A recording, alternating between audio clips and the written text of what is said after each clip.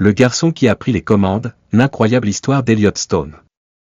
Imaginez-vous dans un avion, à 10 000 mètres d'altitude. Vous lisez, vous dormez, vous mangez tranquillement. Et soudain, plus de pilotes. Plus de contrôle. Un silence pesant, suivi d'une panique générale. Mais ce que personne ne sait, c'est que ce jour-là, le destin de 132 personnes ne reposera pas sur un adulte expérimenté. Non. Leur survie dépendra d'un enfant de 13 ans.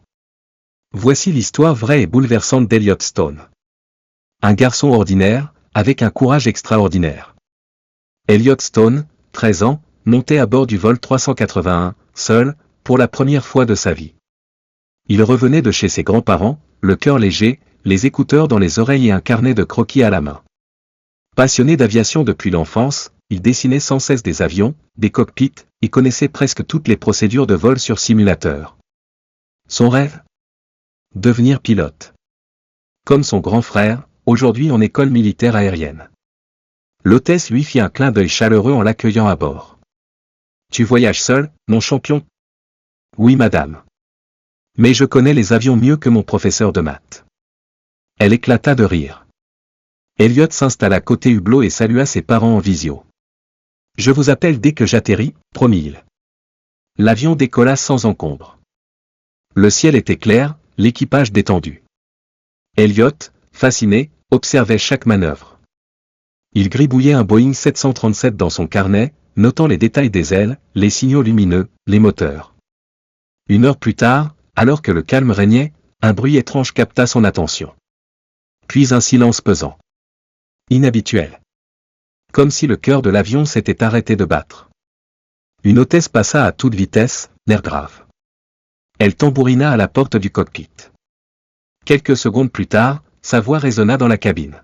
« Y a-t-il un médecin à bord ? Vite ! C'est urgent. » Elliot sentit l'air devenir plus lourd. Il se leva, poussé par l'instinct. Ce qu'il vit dans le cockpit lui glaça le sang, les 2 pilotes étaient inconscients. Le tableau de bord clignotait comme un sapin de Noël en feu. Les 2 ? Ils ne réagissent plus. On ne sait pas ce qui s'est passé. La panique commença à gronder. L'avion descendait lentement, mais sûrement. Aucune aide immédiate. Aucun pilote de secours. Juste le vide, et 132 vies suspendues à un miracle. Alors, Elliot respira profondément et prononça ces mots. « Je crois que je peux piloter cet avion. » L'hôtesse le regarda, choquée. « Tu es sérieux ? Je m'entraîne sur simulateur tous les jours. Je connais le 737 par cœur. Donnez-moi une chance. » Elle hésita. Puis, face à l'absence totale d'alternative, elle lui laissa le siège du commandant. Elliot s'assit. Les mains tremblantes. Le cœur battant. Mais l'esprit clair. Il enfila le casque de communication. Ici le vol 381. J'ai besoin d'aide. Les 2 pilotes sont inconscients. Je suis un enfant. Mais je vais tenter de poser cet avion.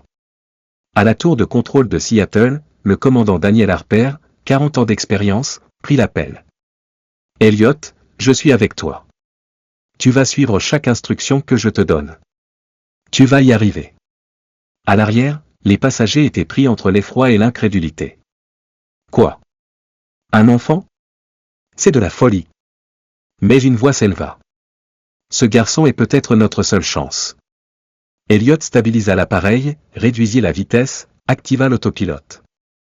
Il respirait bruyamment, mais ne perdait pas son sang-froid. On va entamer la descente finale. Elliot, concentre-toi. Tu fais un travail incroyable. Il voyait les lumières de la ville. La piste approchait. C'était le moment de vérité. L'hôtesse lui tendit le micro. Il prit la parole, d'une voix encore juvénile, mais puissante. Je m'appelle Elliot Stone. Je suis dans le cockpit. J'ai peur, comme vous tous. Mais je vous promets que je vais faire tout ce qui est en mon pouvoir pour vous ramener vivant sur la terre ferme. Ayez confiance en moi. Un silence solennel tomba dans l'avion. Puis des murmures d'espoir. Des prières. Des regards humides. Elliot, tu es parfaitement aligné. Réduit à 140 nœuds. Prépare le train d'atterrissage. L'enfant obéit. Ses mains glissantes agrippèrent le manche. Il guida l'avion au millimètre. Puis vint l'ultime commande. Maintenant. Tire doucement.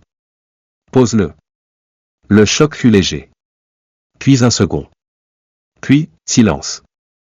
Un tonnerre d'applaudissements. Des cris de joie. Des pleurs de soulagement. Dans la cabine, les passagers se levaient pour voir ce héros inattendu. Elliot, épuisé, fut enlacé par l'hôtesse et applaudi comme une rockstar. À la sortie de l'avion, les secours, les journalistes, et surtout, ses parents. Sa mère, effondrée, le serra contre elle. Son père lui murmura. « Tu viens de prouver que tu es né pour voler. » 3 jours plus tard, il était reçu à la Maison-Blanche par le président des États-Unis. « Elliot, tu as montré au monde ce que signifie le courage. Tu es une inspiration pour tout un pays. » Des années plus tard, Elliot devint pilote de ligne, puis instructeur en aviation de secours. Il forma des centaines de jeunes à garder leur sang-froid, à transformer la peur en force. Il disait souvent.